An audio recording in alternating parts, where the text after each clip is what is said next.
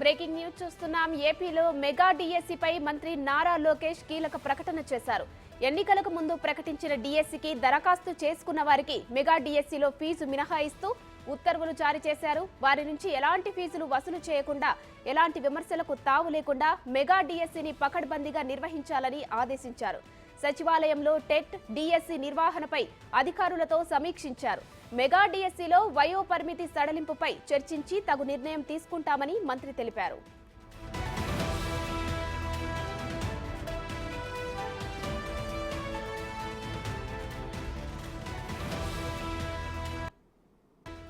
Mega డిఎస్సిలో కొన్ని జిల్లాలకు ఎస్జిటి పోస్టులు తక్కువగా ఉన్నాయని పలువురు తన దృష్టికి తెచ్చారని మంత్రి ప్రస్తావించగా, ప్రకాశం జిల్లాలో ఉపాధ్యాయుల పదోన్నతులపై కొంతమంది కోర్టును ఆశ్రయించారని, దీనివల్ల పోస్టులు తగ్గాయని అధికారులు వెల్లడించారు.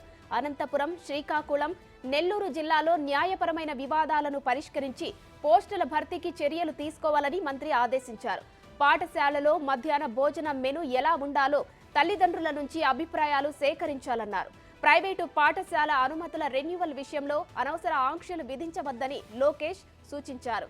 టెట్ సిలబస్ లో మార్పు చేయలేదని, సిలబస్ వివరాలను వెబ్సైట్లో ఉంచామని అధికారులు మంత్రి దృష్టికి తెచ్చారు.